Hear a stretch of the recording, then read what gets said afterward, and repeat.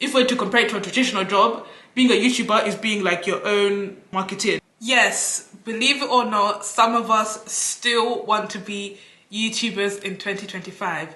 And I want to talk about all the things that come with it for those who maybe are in the same position I'm in, a smaller creator trying to get up there, or those who have that desire in their heart but they're still a bit iffy. Just some of these should be common sense, but you know, sometimes I think you want to hear others say what's in your heart and you feel validated, like, oh, so it's not just me. I've got some key points. I have them here on my phone, so I'm just going to read them quickly. I'm going to talk about changing trends, comparison, discouragement, and imposter syndrome. Primarily those four, but of course, if anything else comes to mind, I may expand on it.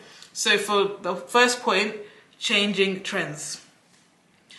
YouTube has typically, well, I don't know how it was in the beginning, but for the most part, especially the last couple of years, it's always been like longer form content. YouTube is known as a long form platform, but with the rise and taking over of certain platforms such as TikTok, I'm seeing that people really love short form. And you know, they say you have to go with the times, you have to go with the trends, but that's also difficult if you're especially someone like me who has always loved long form content, but I even feel like our attention spans are being messed with. We've literally, some of us got the attention span of goldfish now, especially if we're used to that overstimulation of scrolling endlessly. Next video, next video, next video.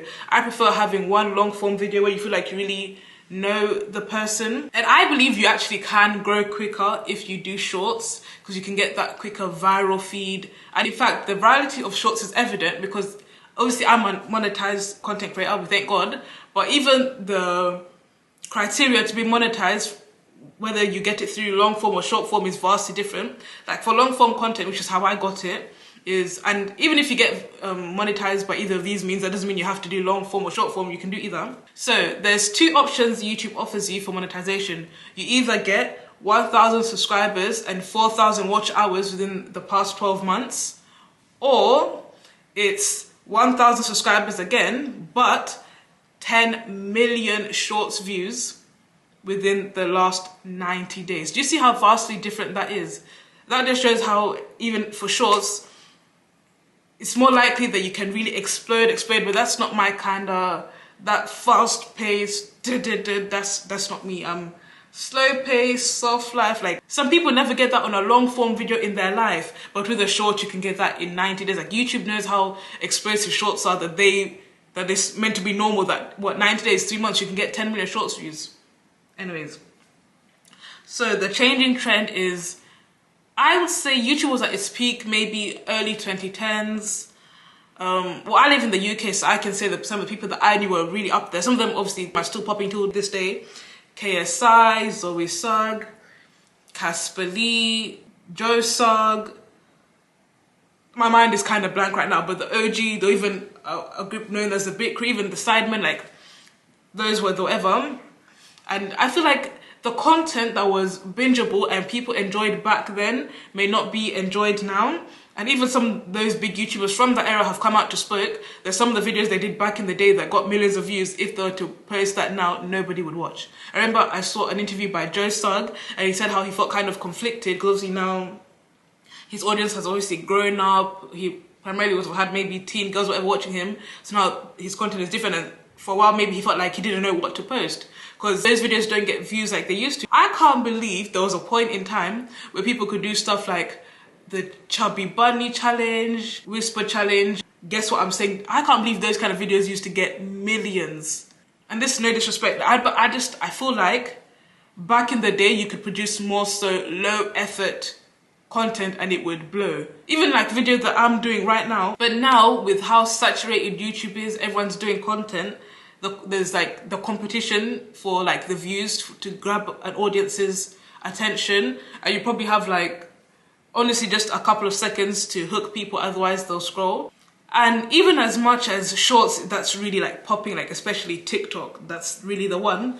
I'm also seeing now there's also another wave of live streaming, Twitch. And obviously that's long form, that's forever. With it being popularized, especially in this modern day, by people like Kai Cenat, I Show Speed, Casio, Oh, Casio does gaming. Oh, wait, no, not gaming, but in like real life, like people that do real life streaming, Extra Emily, Agent 00. So it's like, how do you find your fit? Where do you cement yourself in a place where things are always changing? Anyways, I mentioned UK YouTubers, but being that YouTube is a US company, let me mention the US YouTubers to further reiterate my point. Remember back in the day, people like Liza Koshy, Emma Chamberlain, they're still popping, but they've already got their fan base now. Liza would do videos literally just going to the grocery store, marking about in her room, and it went crazy. And you know, some people, they say it's luck. I don't believe in luck. I believe, sure, maybe someone, they could just have like a special grace on them. I believe in God's favor. But it is crazy because, you know, let me just give a random made up figure. This is not actual proven numerical facts. I'm just saying, it seems like sometimes for every one YouTuber that skyrockets, that excels, there's 100 other that maybe don't do as well, you know? And there's people who put so much hard work into their videos, so much editing, so much, and I have to be honest, I'm not one of them. I can't even lie to myself and say that I've 100% always put my best foot forward. But even in spite of that, I'm monetized. I may not be the biggest creator, but I am monetized, meaning the door is open for me. That really just takes one video to pop off and put me up there. And in my video where I talked about being monetized, I said I've posted inconsistently from the beginning. But then someone commented, and this really put things into perspective for me. He was saying he posted every single day for a year, yet still not monetized. So honestly, with YouTube, you can't even necessarily argue that there's a correlation between quote unquote hard work and actually making it. This video is more so just an open talk. I don't want it to seem as maybe complaining. I just want it to be like real, like this is the real life. And I'm sure there'll be many small creators watching this who are like, yes, Maria, I feel everything you are saying. Number 2, comparison. And I made a video talking about comparison and envy. Probably link it up here. Please go and watch it after this or whenever you want. I've always said I'm the type that I'm happy for other people's blessings. I am. Even if I'm struggling, when I see someone else excel, I'm happy for them, whatever blessing they have, whether it's financially, whether it's family, whatever it may be, I'm happy for people. But obviously, I'm still human, and feeling like you don't measure up, that's it. Feeling like maybe others have had their big break, they've made it, and you're wondering, when will it be my turn? And I'm a strong believer in everyone has their season of blessings in their own time.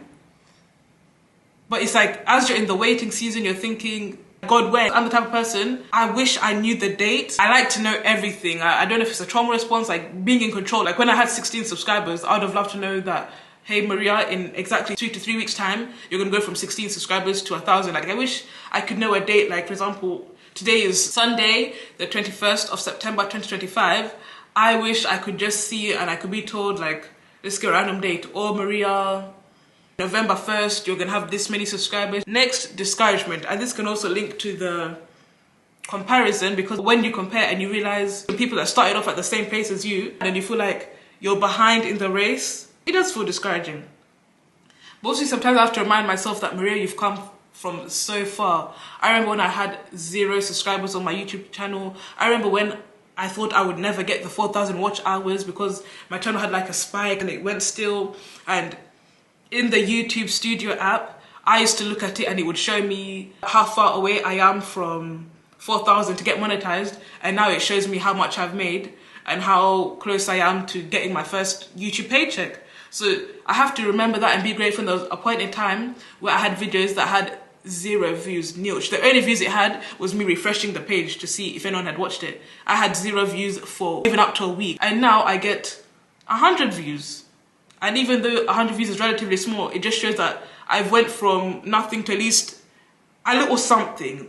It's not a lot, but it's better than where I used to be. It's not like I had a big collab or endorsement from someone or an industry plan. This is from scratch, a small layer by layer build. And next, imposter syndrome.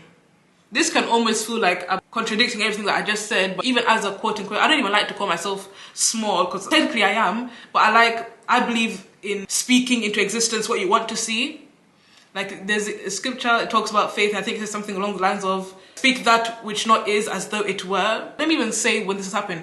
Even before I was monetized, when I hadn't gotten the 4,000 watch hours, I used to always speak as if I used to always say, I'm going to be monetized. And even when I didn't believe it, even when I was so discouraged, I spoke what I wanted to see. I'm a big YouTuber. I'm going to prosper on YouTube. I'm going to make a full-time living income on YouTube. I'm going to make more than enough on YouTube where I can bless my family, look after my mum, clear my debts. I'm going to be big.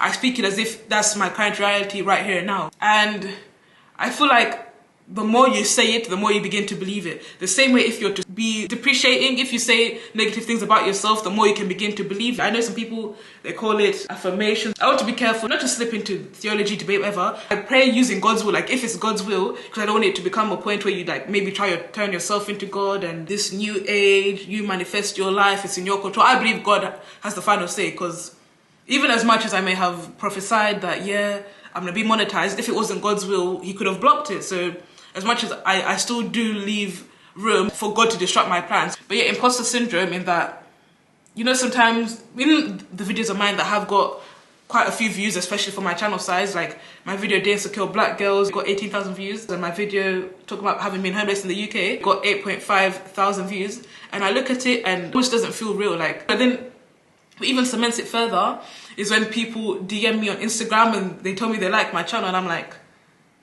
really? What? Or when people be like, you're my favorite YouTuber, you feel like my best friend in my head, it almost feels like it's not for me. Like, really? Or like, let's say someone new discovers my channel and they're like, girl, I can't believe you're at your channel size. I thought you were a big YouTuber. When I saw your content, you give big YouTuber energy. Those are my feelings, those are my thoughts. But I still have hope. I believe once you lose hope, that's where everything falls apart. But I'm gonna still keep believing. I don't know why I felt the need to film this video. God knows the right people will see it. And let me just bring up random things that any YouTuber can relate to. Even big YouTubers may be able to relate to this. Video ideas, coming up with new video ideas. You know, sometimes it feels like your content is repetitive and maybe you're thinking, should I do trending videos? But sometimes those trending videos, they don't even fit your kind of style, but it's like, you feel like you need to do what you need to do. And I've seen advice videos where they say do clickbait, but I don't want to do clickbait videos. But the problem is something like YouTube, because the people don't know you yet, sometimes it is like shock value. So like you put a title where you want to lure people in to click, or like a certain thumbnail, but sometimes it does feel fake and vain. And it's like, until you reach that point where you have got that core low subscriber base, it really feels like you're throwing things at the wall and just praying to God that something sticks. The income can fluctuate. For example, even winter time like December, I've heard, I guess, advertisers, they pay more because it's obviously key holidays when people are at home, you know, people take their vacation, the holiday, but then there's also certain seasons where advertisers pay less. Like, one thing I'll say, YouTube is more hard work than I realize it's gonna be. I feel like this irritates people when they say it, because it's like, what do you mean YouTube? Like, editing takes hours, and yes, you may not be out in the field sweating. Like, there are people that work hard and they do work strenuous jobs, but YouTube is not as easy as I thought it was. I thought it was easy. Like, what is these YouTubers talking about? I just post a video and you become big. No. Those big YouTubers put in the work to get there. Even if you get a couple of videos that go viral, you have to keep up the work, to keep up that audience, to keep up those views. Otherwise, you become irrelevant and people will move on to the next. Like, YouTube, it really is, if we're to compare it to a traditional job, being a YouTuber is being like your own marketeer, like marketing yourself. You're trying to get the audience, the views, the retention, keep people's attention. It's a lot, but I believe it's worth it, and that's all I wanted to say. I shall see you in the next video.